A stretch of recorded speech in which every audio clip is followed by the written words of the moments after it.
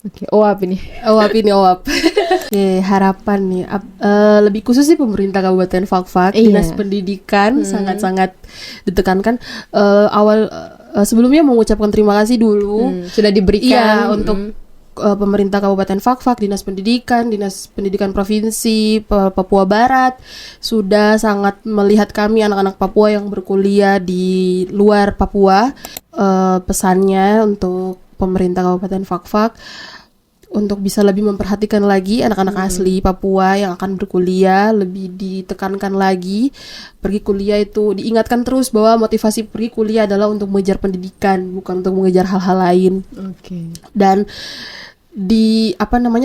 perlu diapresiasi anak-anak Papua yang berprestasi di luar sana karena sesingkat saja atau sedikit saja saya singgung, kalau ketong di Gorontalo itu orang Papua tuh ada yang pandang enteng pandang sebelah mata atau kayak ada pandang enteng, ada juga yang sangat mengapresiasi. Dan dong kaget kenapa ada anak Papua yang bisa berhasil bukan di dalam Papuanya. Jadi mungkin pemerintah harus bisa lebih perhatikan lagi anak-anak yang seperti itu, lebih didorong lagi, lebih diberikan apresiasi.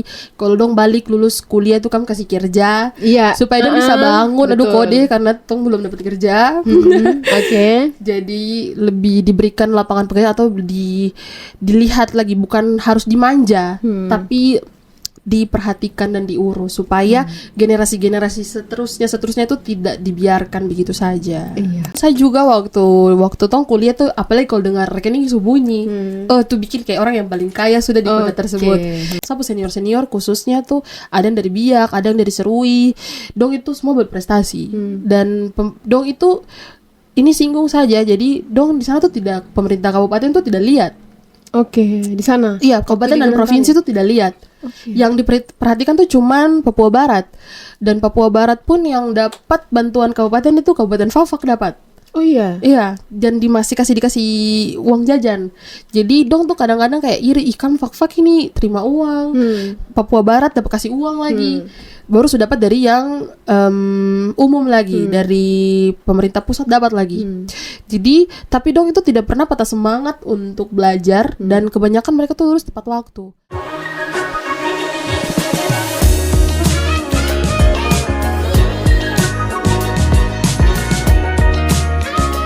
Halo Sobat Embaran dimanapun kamu berada, kembali lagi di podcast Embaran Baca Rita. So di video kali ini kembali lagi bersama saya Bunga, dan di sini pastinya kalau saya sudah di sini berarti ada narasumber terbaik ya, narasumber paling populer dan narasumber yang bikin kita kepo. Siapa dia? Pasti kamu yang sudah pantau Instagramnya Embaran, media sosial Embaran sudah tahu. Langsung aja kita sapa kali ya. Halo kakak. Halo. Mungkin kakak perkenalan dulu kali ya ke teman-teman. Oke, perkenalan nama ya? Iya. Halo Sobat Embaran. Nama saya Susaheting Fakdawer, asal asli orang Biak, tapi pernah kan karena mama Manado, dan lahir besar Fakfak. Iya, Labeva. Oke, OAP ini. OAP. Saya panggilnya kakak sudah. Iya, lebih boleh. akrab tuh. Bisa. Oke, mungkin buat teman-teman yang belum tahu, jadi kakak cantik yang ada di sebelah saya ini adalah salah satu mantan mahasiswi afirmasi yang sempat berprestasi dan lolos sampai dengan ke Jepang. Waduh, bisa Jepang, negara luar ini. Waduh. Sampai keluar kota saja, di kota-kota besar itu sudah sangat ini sekali ya, apalagi sampai ke Jepang. Makanya hari ini kita akan bahas dan kulik-kulik sedikit jalan ceritanya bagaimana sampai bisa ke sana. Bisa dong. Oke, mungkin dari latar belakang orang tua dulu kita tahu apa dari Boleh, mama bisa. dan bapak dulu mungkin kakak. Bagaimana tuh? Mama dan bapaknya asli mana? Seperti saya sudah singgung, kalau bapak tuh asli Biak, tapi mama Manado Minahasa, dan ya ketemunya di Jayapura, makanya saya bisa ada. Terus lahir besar Fakfak. Kalau kakak sendiri anak keberapa? Anak pertama dari 2 bersaudara.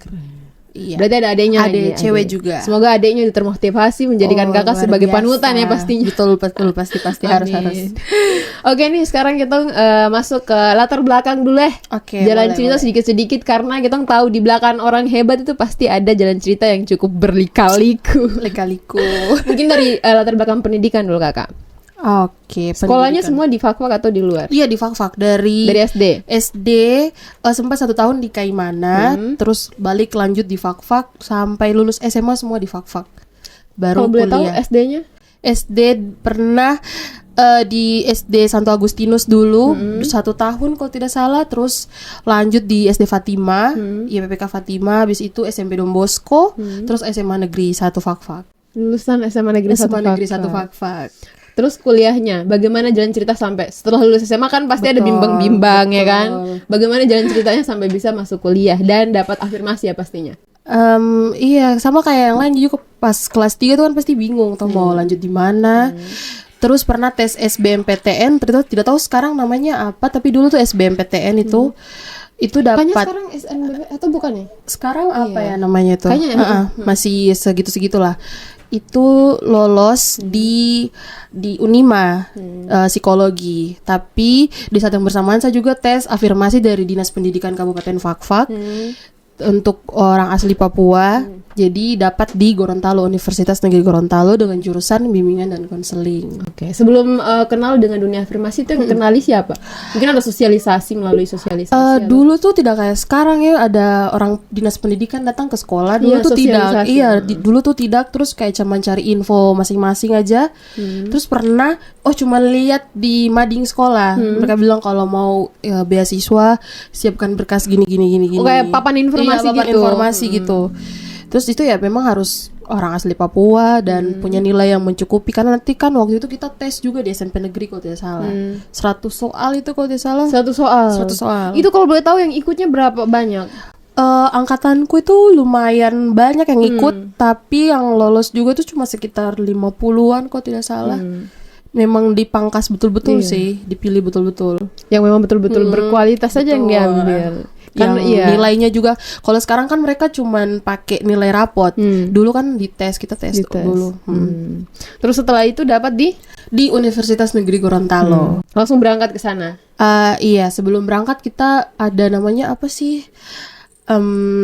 Kayak masuk ke bela negara. Tahu bela negara tidak? Tidak. Coba dijelasin dulu, kita juga kurang Bela paham. negara tuh kayak macam ini, 1 minggu di Rindam, Rindam di Makassar, Rindam Hasanuddin.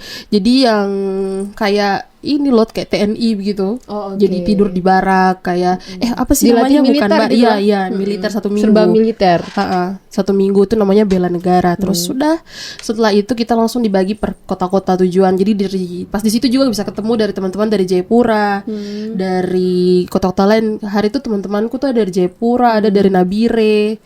Itu ketemu semua di Makassar. Kita bela negara 1 minggu, baru berangkat ke Gorontalo. Oke. Jadi perjalanannya cukup panjang, Iya, cukup cukup panjang, lika-liku ya. betul, Kalau betul. boleh tahu tahun berapa Kakak?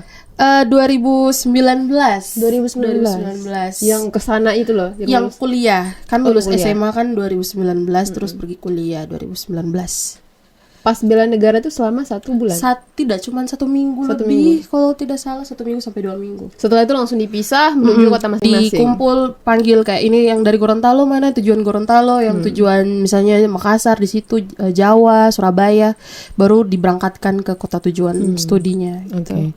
Oke, saya jadi kepo nih. Kan kalau sudah berangkat ke Gorontalo berarti otomatis kuliah di sana. Betul. Nah, bagaimana ceritanya sampai bisa ke Jepang gitu loh? Jalan ceritanya bisa tahu sampai bisa ke Jepang gitu. Karena kan zaman sekarang juga ada ya mahasiswa afirmasi banyak ya.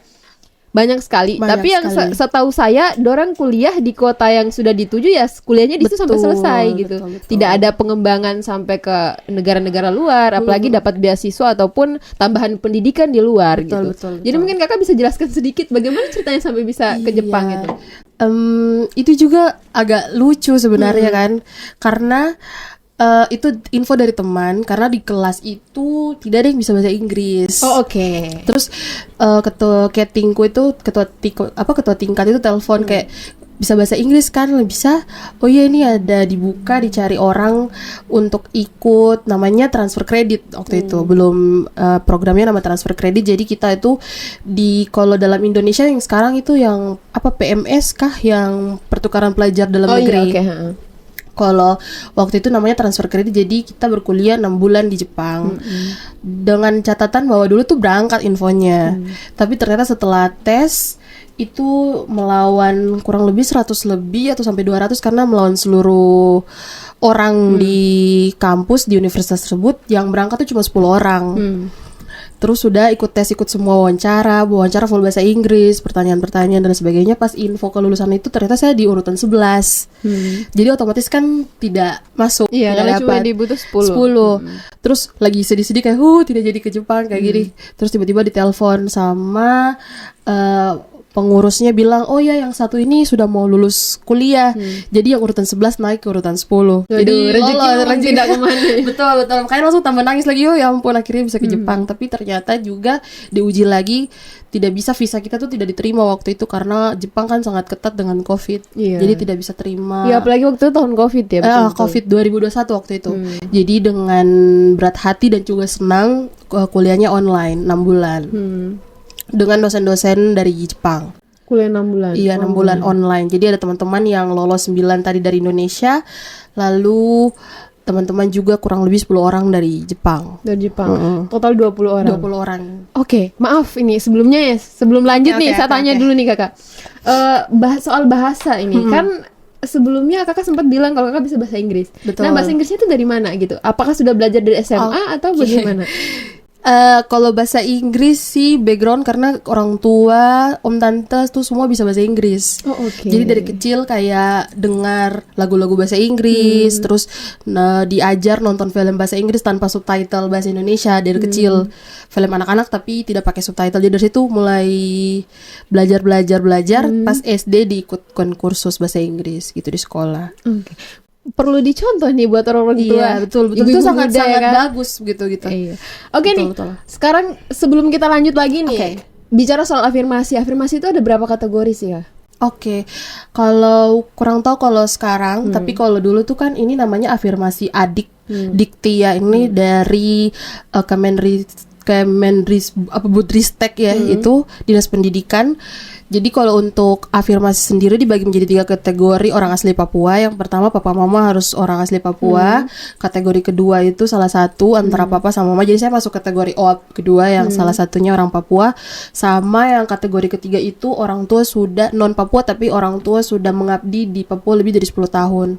Terus anak-anaknya juga dari SD, SMP, SMA di Papua. Lahir besar semua di Papua gitu. Jadi bisa masuk dalam kategori bisa. ketiga. Betul, karena ada beberapa teman-teman adik-adik juga waktu di Gorontalo tuh mereka non OAP, tapi latar belakang orang tua mengabdi, mengajar, kebanyakan sih guru orang tuanya. Jadi anak-anaknya bisa dapat beasiswanya. Jadi kan kebanyakan kalau bicara soal afirmasi ya, itu kan kebanyakan orang berpikir bahwa yang boleh dan berhak mendapatkan afirmasi itu adalah orang asli Papua. Betul. Ternyata tidak. Betul. Ada tapi kategorinya. Wajib, iya. Ya wajib, cuma ada beberapa kategori. Iya.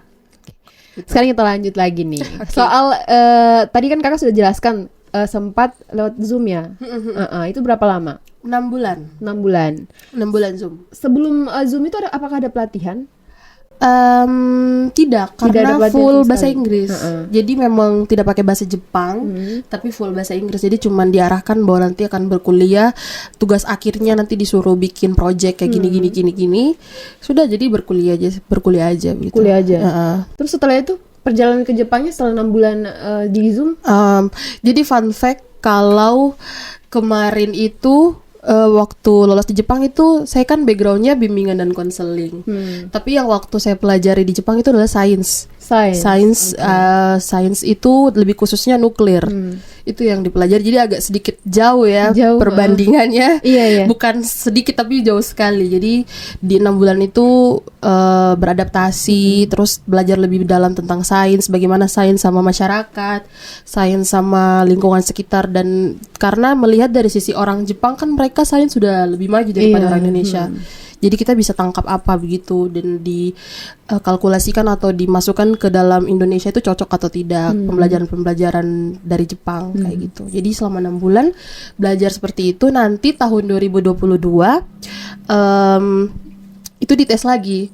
Tes lagi. Berarti melalui tes lagi. Tes terus ya? Iya, karena kali ini memang betul-betul dijanjikan bakalan ke Jepang. Dan juga ini sudah beda program. Jadi ini namanya program Sakura Science. Sakura Science. Jadi itu kayak kalau misalnya teman-teman nanti cari tahu Sakura Science di websitenya atau di Instagramnya, itu khusus untuk memang anak-anak yang bergelut di dalam sains. Jadi mereka buat project, buat jurnal tentang bagaimana melihat sains antara Indonesia atau Jepang. Sekarang sih mulai berkembang, sudah ada di Eropa, tapi itu karena namanya Sakura Science otomatis kerjasama antara Jepang dan Indonesia. Sudah dites lagi, diwawancara lagi, ditanya kenapa kamu mau ikut, sedangkan kamu itu bimbingan dan konseling, kamu tahu apa tentang sains. Cuman sih menurutku jawaban yang hari itu saya kasih, saya bilang karena besok saya akan jadi guru, dan guru itu butuh pengalaman sebanyak-banyaknya untuk bisa dibagikan ke anak-anak. Saya rasa saya bisa untuk ikut ini, karena besok saya juga akan menceritakan pengalaman ini ke anak-anak murid saya. Keren jawabannya. Jadi mungkin ya sebagai salah satu mungkin nilai tambah ya, pertimbangan bisa lolos juga Sampai ke Jepang. Masya Allah. Terus itu langsung berangkat setelah itu? Tidak, jadi itu lulusnya Agustus. Tapi yang tes banyak itu yang banyak juga, karena yang ikut kan angkatan pertama atau angkatan kedua ikut. Terus ada juga dari teman-teman lain yang biasanya kan orang dalamnya dosen biasa kayak ikut-ikut gitu. Kirain zaman sekarang aja ya orang dalam ya. Dari dulu semua tuh takut saya. Semua instansi tuh pasti ada orang. Jadi sudah di selesainya tuh Agustus, terus kita ada bersepuluh yang lolos. Jadi dari background, latar belakang semuanya tuh beda, jadi jurusan yang beda-beda. Terus nanti kita dibekali kayak harus cek kesehatan full sampai rongsen dada, rongsen paru-paru, semua. Dan itu semua dibiayai. Dibiayai dari pihak Jepang. Dari pihak Jepang. Pemerintah Jepang yang biayai. Terus diberikan kesempatan untuk harus tes psikologi, tes kejiwaan, kayak gitu, tes semua darah lengkap dan lain sebagainya, mata, THT dan lain sebagainya. Terus kita berangkatnya pengurusan visa dan paspor, dikasih waktu lagi 1 bulan untuk bisa urus. Setelah itu November berangkat. Tapi itu sudah tidak ada halangan di visa dan paspor? Tidak ada, semua sudah aman. Syukur ya. Alhamdulillah. Langsung berangkat. Tahun 2022 November. Betul. Dan itu di Jepang selama kurang lebih 14 hari. 14 hari. Insya Allah. Iya. Apakah awal ke Jepang itu sempat culture shock? Pasti culture shock lah. Pasti dari Pasti pesawat itu sudah culture shock. Karena masuk kita kan ke Jakarta 1 hari sebelum keberangkatan ke Jepang. Terus sama teman-teman sudah mulai briefing ini nanti kayak gimana.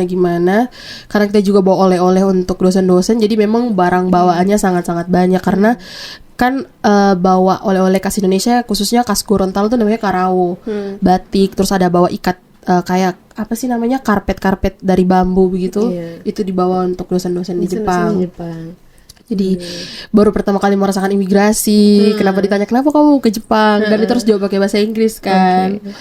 Dari situ terus sudah masuk ke dalam pesawatnya sama teman-teman. Pertama kali lihat Gunung Fuji dari atas. Keren. Aduh, sholatin dulu gak sih? Gunung Fuji itu. Terus sudah sampai turun di Jepang, kita transit di Tokyo 1 jam, urus pengurusan imigrasi dan lain sebagainya, dan baru berangkat ke kota namanya Ehime. Itu provinsi sendiri lagi. Jadi kalau lihat di peta Jepang, Tokyo itu di atas, Ehime itu di bawah. Jadi naik pesawat lagi ke Ehime. Oke, saya punya satu pertanyaan lagi yang muncul nih di otak. Tadi kan kakak jelaskan yang waktu 6 bulan itu kan melalui penyaringan gitu kan, dan yang lolos tuh 10 orang. Betul. Nah, kalau yang gelombang kedua yang ke Jepang ini loh, itu beda orang lagi. Beda orang lagi. Dan Jadi kakak masuk juga. Itu berapa yang diterima? 10 lagi. Kakak masuk lagi. Oke, bicara soal afirmasi. Kan kakak bilang ini mereka buat seperti apa ya, penyaringan itu di kampus ya. Betul. Jadi yang disaring itu betul-betul yang di dalam kampus. Iya. Dalam universitasnya. Betul. Anak afirmasi ikut ada berapa orang di sini? Saya sendiri. Ini yang patut diberi apresiasi sebesar-besarnya. Iya. Kakak sendiri. Iya, karena waktu itu mungkin infonya tidak menyebar ya, entah menyebar atau tidak dan bagaimananya, karena infonya ini hanya dari dosen ke dosen. Jadi memang pas sudah seleksi baru ada surat pemberitahuan, ada ini masuk. Jadi betul-betul kayak infonya terlambat begitu dari pihak kampus. Jadi memang yang tahu cuma beberapa. Dan untuk yang ke Jepang yang Sakura Science ini kan dia tidak terbuka untuk umum, dia hanya perlombaan setelah, bukan perlombaan sih, apa, seleksi yang sudah pernah ikut belajar lagi. Jadi tidak full yang umum. Jadi yang berat, seleksi beratnya itu yang pertama sebenarnya. Kan lawan banyak orang, terus cuman diseleksi jadi 10. Tapi yang kedua, seleksi dari antara angkatan-angkatan yang sudah lolos itu diseleksi lagi. Jadi siapa yang paling Jadi terbaik betul-betul yang bisa, dipilah-pilah. iya. Yang terbaik sekali yang diberangkatkan. Betul-betul. Sebenarnya juga waktu itu sempat tidak bisa karena kan saya masih terikat beasiswa afirmasi. Kita kan beasiswa terikat, tidak bisa terima beasiswa dari luar. Tapi entah bagaimana, mungkin jalan Tuhan juga, jadi ya bisa gitu. Jadi pas kuliah 6 bulan itu teman-teman lain dapat uang saku, saya tidak dapat uang saku. Karena masih terikat Dengan beasiswa afirmasi. Ya. Jadi dia ditanya, kamu mau ikut tapi lepas beasiswa atau bagaimana? Saya bilang tetap mau ikut dan tidak mau lepas beasiswa. Jadi karena mereka lihat juga tidak mungkin kan saya diganti lagi. Jadi ya sudah, tetap diikutkan, ikut ke belajar dan lain sebagainya, tapi dengan catatan tidak menerima uang saku selama 6 bulan. Selama 6 bulan. Selama 6 Terus bulan. yang ke Jepang itu sama juga? Kalau ke Jepang dapat. Terus ada tidak kayak teguran ataupun dapat perhatian dari pemerintahan khusus Papua ya saat kakak ke Jepang itu? Karena kan kakak ini merupakan mahasiswa afirmasi. Sejujurnya tidak. Tidak ada. Oke. Takut, sebenarnya saya juga takut dia menyinggung ke situ, tapi sebenarnya ini harus jadi warning ya. Betul. Kedepannya untuk pemerintah juga ya pastinya. Harus dilihat. Anak-anak yang berprestasi itu harus dilihat karena banyak dan tidak tersentuh sama pemerintah. Sebenarnya tadi saya juga gugup mau tanya ini, tapi harus dibuka di sini ya. Dan ini kan tempat kita memberikan atau membuka semua ya, biar semua publik tahu ya kan. Betul. Jadi semoga saja setelah ini adalah perhatian dari pemerintah anak-anak yang anak-anak keluar belajar itu. Betul. Oke, lanjut nih. Setelah sudah sampai ke Jepang, memulai pendidikan selama 14 hari itu loh. Iya, jadi di sana tuh hitungannya penelitian. Penelitian tentang nuklir. Jadi kita nuklir ya? Iya, nuklir. Itu saya juga pertama kali kayak banget gitu ya. Kenapa saya bisa belajar nuklir? Selama ini saya tidak tahu tentang nuklir, apapun tentang pembahasannya. Tapi setelah ke sana, ketemu sama teman-teman, kita briefing, dikasih tahu bahwa di sini kita mau pergi untuk penelitian dan ada proyek yang harus diselesaikan. Dan jadi selama 14 hari itu semua dipepet-pepet ya. Jadi hari besoknya langsung kita pergi ke pembangkit listrik tenaga nuklir di Jepang. Iya kan, Jepang itu mereka pakai listriknya nuklir, bukan air. Ada yang air, ada yang angin, tapi biasanya yang besar itu nuklir. Jadi pergi ke kayak PLN-nya begitu. Itu gabung sama mahasiswa dari Jepang? Tidak, kita sendiri bersepuluh sama dosen pendamping kita 1 orang. Oke. Itu tidak ada dari negara lain, cuma dari Indonesia aja? Iya, biasanya itu nanti masing-masing negara datang per periode. Iya, jadi punya waktu tersendiri lah masing-masing. Iya. Oke. Lanjut. Jadi kita ke sana terus lihat bagaimana nuklir itu bekerja, bentukan nuklir itu kayak gimana. Jadi kakak udah lihat semua. Tapi tidak bisa difoto karena radiasi. Jadi HP dikumpul terus kita pakai kayak alat apa sih, kayak apronnya gitu ya, jadi di pelindung kacamata semuanya. Terus lihat langsung bentuk nuklir yang tidak berbahaya itu seperti apa, terus bagaimana diolah sampai jadi listrik gitu untuk bantu masyarakat di sekitar situ. Jadi selama 14 hari itu kakak penelitian tentang nuklir. Iya, betul. Jadi ke sana terus sebenarnya pergi ke tempat nuklirnya itu cuma 1 hari. Oh, cuma 1 hari. Berikutnya kita belajar bagaimana tentang pembangkit listrik atau pembangkit listrik itu bisa berjalan maju dengan masyarakat. Terus bagaimana perhatian pemerintah terhadap hal tersebut. Jadi memang dibahas, tapi yang ngajar itu dosen-dosen dari Jepang. Tapi bukan dosen orang Jepang lagi malahan, tapi itu dosen dari Amerika, orang Korea yang ngajar. Gitu. Oke. Jadi ini kan sebagai orang yang memang sudah keluar ke negara maju sana dan melihat langsung, bahkan merasakan langsung bagaimana sistem pendidikan di sana. Saya mau tanya sedikit nih, kakak merasakan bagaimana nih perbandingan pendidikan antara Jepang dan Indonesia? Mungkin dibanding-bandingkan dikit, mohon maaf ya, ini memang harus terbuka ya. Oke, membandingkan sedikit dari yang saya lihat langsung di sana, karena kita pergi ke universitas. Jadi yang pertama kali kita lihat adalah universitasnya sangat bersih, sangat bagus, ruang kelasnya sangat pokoknya sangat internasional kalau mau dibilang. Tidak kayak tidak kayak Indonesia, tapi tidak, Indonesia sekarang sudah lebih baik daripada maju. Iya, betul. Ya. Tapi ini memang adalah sesuatu fakta yang harus diungkapkan. Jadi ke sana lihat cara pembelajarannya juga kayak enjoy saja. Jadi dosen-dosen itu lebih menekankan bahwa mahasiswanya tuh harus tahu. Jadi akan diajak untuk berdiskusi. Jadi bicaranya tidak seperti guru dan anak murid. Jadi lebih kayak bestie, teman. Oke, mungkin itu yang buat Iya. mereka di sana itu lebih gampang Betul menangkap, kayaknya kurang lebih begitu. Dan juga info yang diberikan itu sangat up to date. Mereka tuh sangat up to date sekali.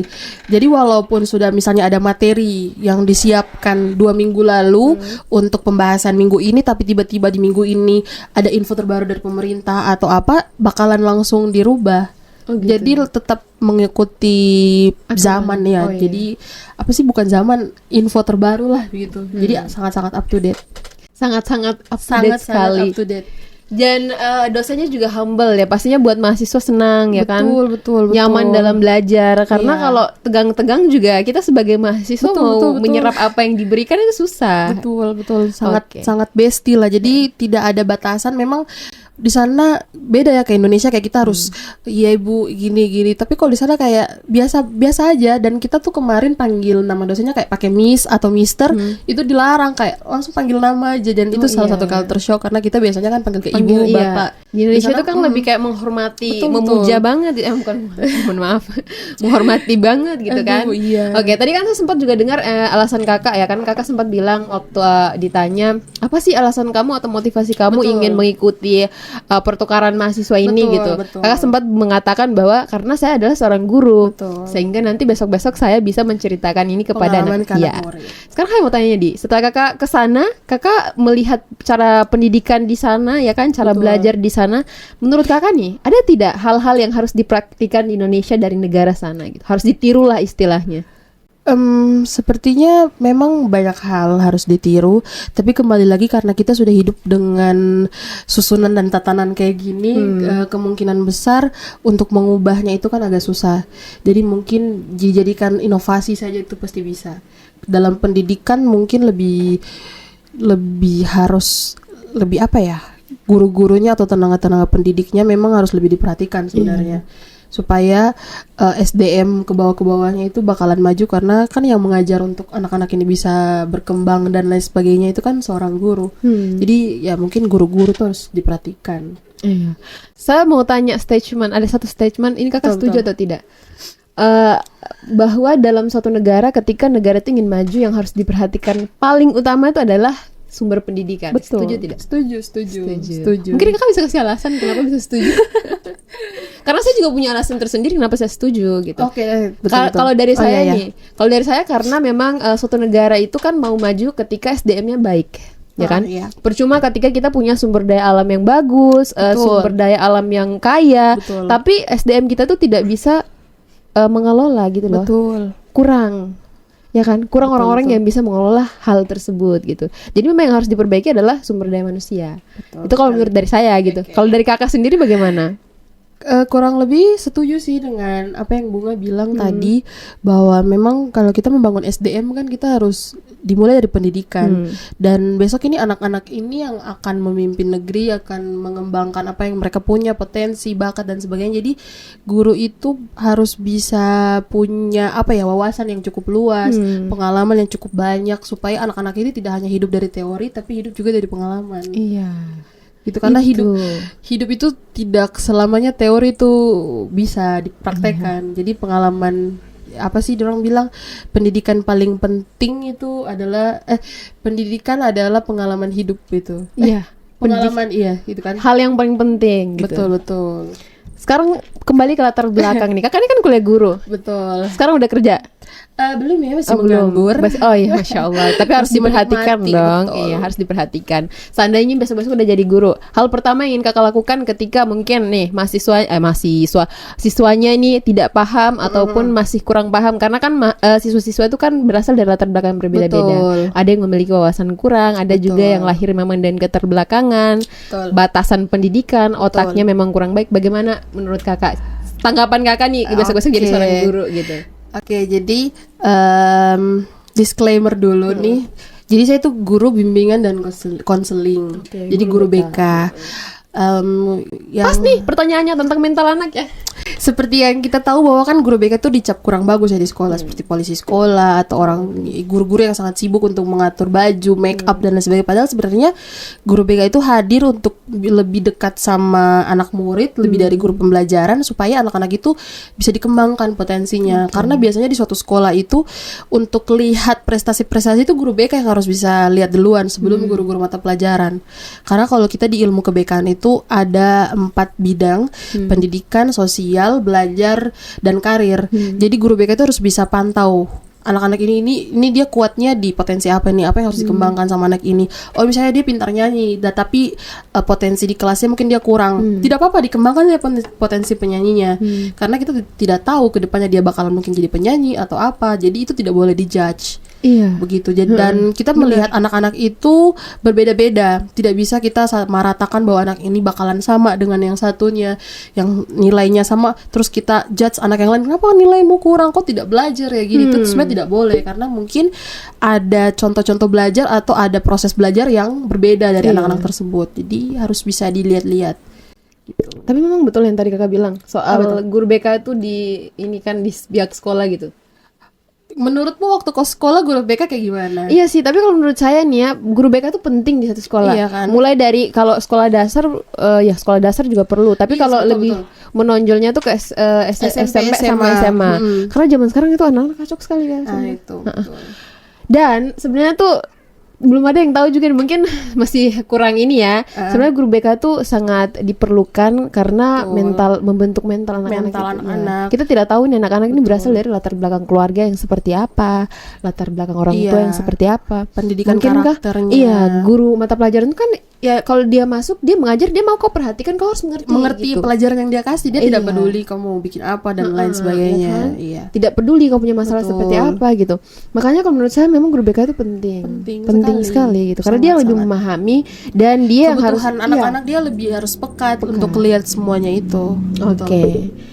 Jadi menurut kakak guru BK itu penting ya? Harus penting ya. Sangat penting karena guru BK itu yang seperti tadi kau bilang kan Bunga, bahwa dia itu kan harus melihat apa mental, pendidikan karakter anak-anak. Karena kalau di BK itu bukan dibilang jam pelajaran tapi jam layanan.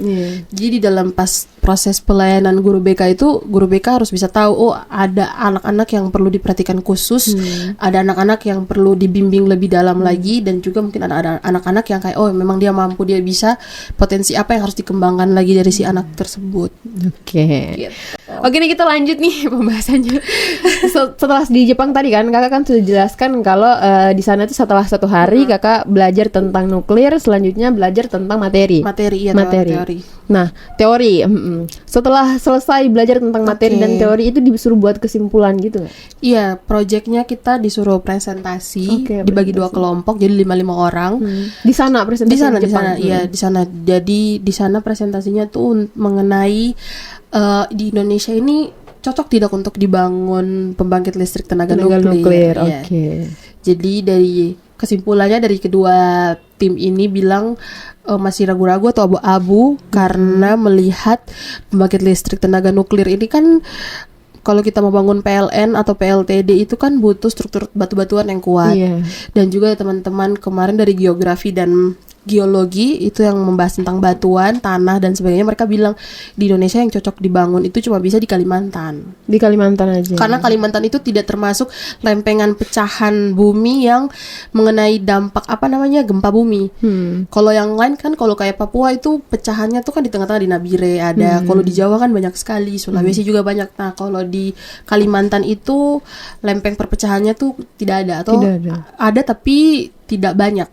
Jadi bisa dibangun di Kalimantan. Cuman kalau dari sisi saya waktu itu, karena sisi saya hubungan masyarakat, melihat apa status psikologis atau dampak apa yang bisa membuat bagus dan tidaknya itu, kita berpikir bahwa kayaknya jangan dulu. Mungkin tidak sekarang tapi 20 tahun atau 30 tahun ke depan.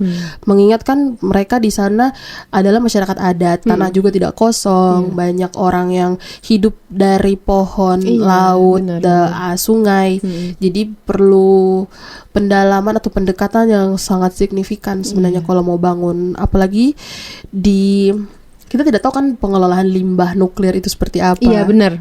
Dampaknya untuk masyarakat sekitar, karena waktu itu saya masih ingat di sana mereka jelaskan bahwa laut 20 meter ke laut itu masih miliknya tempat tersebut karena itu bakalan tercemar. Ya, jadi dari dampak itu tadi tidak akan ada yang tahu kalau tercemarnya kayak gimana. Cuman kalau masyarakat di sana kan pastinya sudah dikasih tahu dari zaman-zaman dulu. Kan sudah lama itu pembangkit listrik tenaga nuklirnya. Jadi tidak kaget lagi. Nah, yang bikin kagetnya kalau misalnya besok bangun di Indonesia itu dampaknya kayak gimana, itu masih belum bisa dipastikan aman atau tidaknya. Apalagi Kalimantan. Kalimantan ini kan daerah yang kita kenal masih sangat-sangat kental akan budaya. Sukunya juga masih sangat-sangat banyak ya kan, suku Dayak, pokoknya banyak sekali di Kalimantan. Dan mereka tuh hidupnya masih berdampingan dengan alam, dengan pohon. Masih bergantung dengan alam. Sama seperti kita di Papua juga ya kan. Makanya itu. Masih bergantung, sangat-sangat bergantung dengan alam. Apalagi dikenal dengan alam mereka yang kaya. Betul. Jadi memang masih sangat sulit, butuh pendampingan awal dulu sebenarnya, butuh pendekatan awal dengan masyarakat dulu baru bisa bangun. Tidak tahu, atau mungkin kayaknya IKN bakalan pakai, tapi belum tahu sih sampai situ. Waktu itu kan IKN belum kan. Jadi kita rancangannya, pemikirannya bahwa apakah IKN bakalan perlu atau tidak. Tapi memang sangat belum tentu, kayak jangan dulu sekarang deh. Nanti aja dulu. Gitu. Tanggapan orang tua nih kakak saat kakak kesana, kaget nggak? Aduh. Jadi sebenarnya papa mama sudah almarhum. Maaf. It's okay. Jadi papa almarhum waktu SMA, mama waktu pas awal kuliah.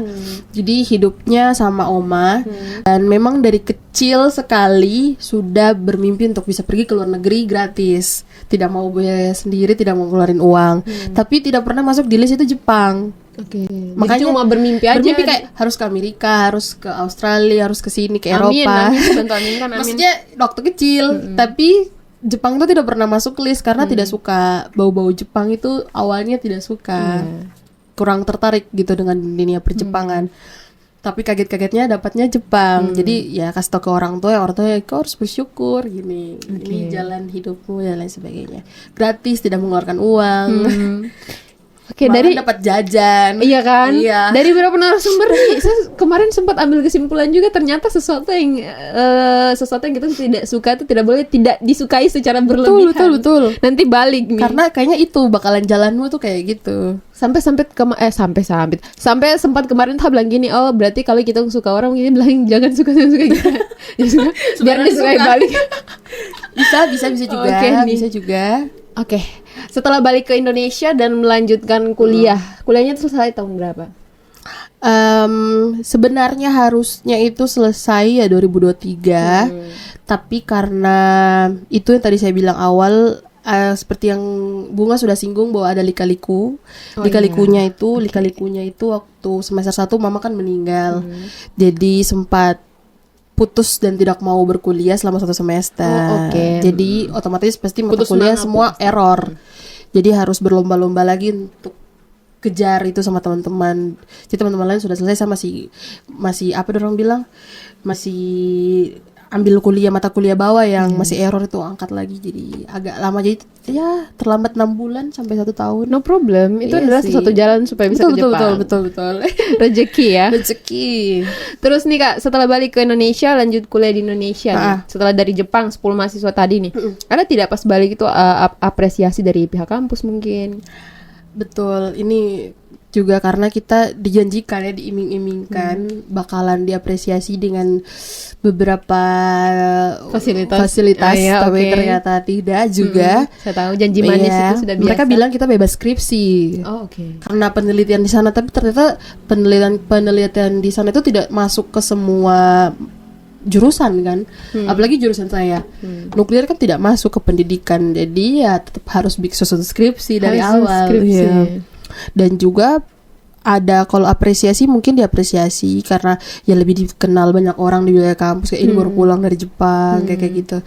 Dan juga dari di jurusan dipanggil juga untuk bisa bicara di mana-mana kayak gitu, bantu memberikan motivasi untuk adik-adik.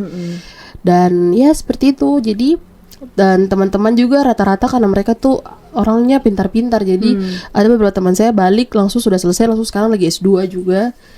Jadi memang luar biasa, punya insight baru, wawasan yang luas, punya ketemu orang-orang yang betul-betul pintar dari seluruh Indonesia tuh sangat membangun. Jadi lebih percaya diri untuk bisa selesaikan skripsi walaupun terlambat. Ya, tidak apa-apa, no Betul. problem. Yang penting selesai. Iya, yang penting selesai. Karena tidak semua orang bisa ada di kita punya posisi. Betul.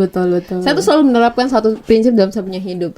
Terserah apapun yang orang bicarakan soal saya, orang mau menganggap saya apapun, terserah karena mereka tidak tahu apa yang saya alami. Betul. Benar. Keren sekali Kakak. Oke nih, selanjutnya nih, mungkin Kakak ada sedikit harapan anak-anak muda Kabupaten Fakfak nih, terutama yang OAP asli nih, OAP dong, OAP garis keras. Aduh, ini op. Aduh, tidak apa-apa kamu mau percaya atau tidak, tapi please untuk anak-anak Papua jangan pernah malu untuk mencoba apapun itu. Prosesnya dilalui saja karena ketong tidak tahu ke depan tuh bakalan apa yang ketong temukan. Jadi jangan malu-malu untuk mencoba segala sesuatu, jangan malu-malu untuk ikut apapun itu yang membangun, yang sangat bikin kau semangat, apalagi tentang pendidikan karena itu mungkin dampaknya aku belum rasakan sekarang, tapi nanti setelah 5 tahun ke 6 tahun atau 7 tahun 10 tahun itu bakal kau terima di depan. Dan itu harus buat kamu semangat. Oke. Tadi harapan untuk anak muda nih. Sekarang nih kita singgung lagi nih. Kan tadi Kak bilang Kakak kesana tuh karena afirmasi ya, kuliah ke Gorontalo tuh karena afirmasi. Tapi pada saat didapatkan beasiswa ataupun pertukaran mahasiswa ke Jepang, satu-satunya mahasiswa afirmasi tidak diberikan oke lah dalam tanda kutip. Bagaimana tanggapan Kakak dan harapan Kakak untuk pemerintah nih? Apalagi kan mereka yang menjalankan program afirmasi. Ya. Seharusnya lebih memperhatikan mahasiswa-mahasiswa yang diberikan beasiswa afirmasi ke luar sana. Apalagi mahasiswa berprestasi nih ya. Bagaimana nih tanggapan Kakak untuk pemerintah? Harapan terutama nih untuk pemerintah. Oke, harapan nih. Lebih khusus sih pemerintah Kabupaten Fakfak, Dinas Pendidikan sangat-sangat ditekankan. Sebelumnya mengucapkan terima kasih dulu. Sudah diberikan untuk pemerintah Kabupaten Fakfak, Dinas Pendidikan Provinsi Papua Barat sudah sangat melihat kami anak-anak Papua yang berkuliah di luar Papua, sangat cek, biasanya mereka cek setiap 6 bulan sekali mereka cek, dan juga walaupun sering-sering terlambat uang jajannya, tapi bersyukur sekali kita bisa diperhatikan dan banyak kok anak Papua yang lulus menggunakan afirmasi dan sukses. Jadi pesannya untuk pemerintah Kabupaten Fakfak untuk bisa lebih memperhatikan lagi anak-anak asli Papua yang akan berkuliah, lebih ditekankan lagi. Pergi kuliah itu diingatkan terus bahwa motivasi pergi kuliah adalah untuk mengejar pendidikan, bukan untuk mengejar hal-hal lain. Dan perlu diapresiasi anak-anak Papua yang berprestasi di luar sana karena sesingkat saja atau sedikit saja saya singgung, kalau ketong di Gorontalo itu orang lihat orang Papua tuh ada yang pandang enteng pandang sebelah mata tuh kayak ada pandang enteng, ada juga yang sangat mengapresiasi. Dan kaget kenapa ada anak Papua yang bisa berhasil bukan di dalam Papuanya. Jadi mungkin pemerintah harus bisa lebih perhatikan lagi anak-anak yang seperti itu, lebih didorong lagi, lebih diberikan apresiasi. Kalau dong balik lulus kuliah itu kamu kasih kerja supaya dong bisa bangun. Aduh kode karena tong belum dapat kerja. Jadi lebih diberikan lapangan pekerjaan atau dilihat lagi, bukan harus dimanja, tapi diperhatikan dan diurus supaya generasi-generasi seterusnya itu tidak dibiarkan begitu saja. Iya, betul. Ini ada sedikit warning lah ya dari harapan juga ya dari Kakak. Semoga saja untuk pemerintah bukan cuma untuk membiayai dan memberikan fasilitas bukan pendidikan, hanya kasih uang, tapi harus diperhatikan, harus dicek, pokoknya diurus layaknya anak sendiri lah kan. Maka saya rugi juga kalau cuma kasih uang terus tiba-tiba tidak kuliah, tidak lanjut. Jadi harus diperhatikan mereka ada prestasi apa, ada buat apa. Iya, itu betul sih warning. Oh ya, mumpung nih, ini sebelum masuk ke pertanyaan terakhir nih. Ini kan kemarin baru panas-panas tentang singgungan ada salah satu mahasiswa dari Papua yang menyinggung di media sosial terkait mohon maaf ya, ini kita bahas aja, ini kan forum terbuka anak muda ya. Iya. Bagaimana nih tanggapan Kakak sebagai salah seorang mahasiswa afirmasi juga yang memang punya prestasi sampai ke Jepang tentang terkait isu-isu kemarin gitu lah. Statusnya kan dia menyinggung bagaimana anak-anak Papua, mohon maaf ya, anak-anak Papua yang kuliah di luar, bagaimana sifat dan Kakak kan lebih tahu Iya, kan, betul, kakak kan betul. masih Kita afirmasi. hidup, betul. Saya kan mahasiswa juga, cuma saya kuliahnya di Fakfak dalam Fakfak. Saya tidak tahu bagaimana gambaran mahasiswa afirmasi yang kuliah di luar sana. Betul. Mungkin dari kakak Oke. sendiri, apakah itu fakta Iya, lapangan? sejujur-jujurnya itu adalah fakta. Iya. Fakta yang cukup ketok anak-anak rantau, saya tuh bilang anak-anak afirmasi saja yang tahu itu fakta karena tidak memupuk kemungkinan. Saya juga waktu tong kuliah tuh, apalagi kalau dengar rekening bunyi, tuh bikin kayak orang yang paling kaya sudah di kota tersebut. Kau bisa belanja apapun yang kau mau. Apalagi harga terjangkau. Iya, murah kan, baru uang jajan lumayan juga.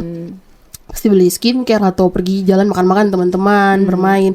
Tapi kita itu khususnya di Gorontalo nih apresiasi juga buat tong anak-anak afirmasi yang di Gorontalo. Dari berbagai wilayah di Papua itu tong tidak seboros itu, tidak seperti yang kakak tuh dibilang mungkin tuh di wilayah Jawa tapi kalau ketong di Gorontalo tuh sapu senior khususnya tuh ada yang dari Biak, ada yang dari Serui, dong itu semua berprestasi dan dong itu ini singgung saja, jadi dong di sana tuh tidak, pemerintah kabupaten tuh tidak lihat. Oke, di sana. Iya, kabupaten dan provinsi itu tidak lihat. Yang diperhatikan tuh cuman Papua Barat. Dan Papua Barat pun yang dapat bantuan kabupaten itu Kabupaten Fafak dapat. Oh iya. Iya, dan dikasih uang jajan. Jadi dong tuh kadang-kadang kayak iri, ikan Fak-Fak ini terima uang. Papua Barat dapat kasih uang lagi. Baru sudah dapat dari yang umum lagi, dari pemerintah pusat dapat lagi. Jadi, tapi dong itu tidak pernah patah semangat untuk belajar dan kebanyakan mereka tuh lulus tepat waktu. Sekarang sapu senior ada satu, dia sekarang ada S2 lagi, ikut LPDP di Airlangga, terus ada sapu kakak senior. Dia tuh waktu kuliah, dia dari Biak, dia tuh waktu kuliah tuh sudah bisa ketemu dengan Gubernur Gorontalo, duduk berbincang bagaimana lihat generasi-generasi Papua dan dong menyuarakan hal-hal tersebut. Dan banyak sapu teman-teman juga yang berprestasi di bidang non akademik karena dong bela diri, taekwondo dan sebagainya. Jadi mungkin saya bilang Jawa itu terlalu, karena anak Papua terlalu banyak di Jawa, jadi ya mungkin agak sedikit bebas. Tapi kalau untuk ketong di Gorontalo tuh masih pakai uang itu pikir-pikir, masih bisa sadar saling mengingatkan karena percuma ketong hidup di rantau baru tidak bisa baku kasih ingat kan, itu kurang bagus lah karena kita sama-sama anak Papua. Iya betul. Ketong merantau baru masa tidak bisa kasih baku kasih ingat. Ya, itu jadi harus kekeluargaan itu harus tetap terjaga. Oke, terlepas dari semua itu, entah itu fakta atau itu tipuan semata ya kan, saya mengambil dua kesimpulan. Yang pertama untuk kakak nih, kakak mungkin lebih bersabar ya, siapa tahu mungkin rezeki Tuhan kau tidak kerja dulu, kau lanjut S2 dulu. Asik. Amin. Terus yang kedua untuk mahasiswa asli Papua ya, yang ikut afirmasi, terlepas dari apapun itu, mau itu fakta atau tidak betul, bukan fakta, terserah. Intinya saya mau kasih ingat saja untuk kitong, sesama kitong yang dapat beasiswa ya. Kebetulan saya juga di sini kuliah, saya beasiswa juga. Bahwa ingat, kita kuliah itu menggunakan beasiswa. Beasiswa itu adalah uang pajak dari seluruh masyarakat Indonesia.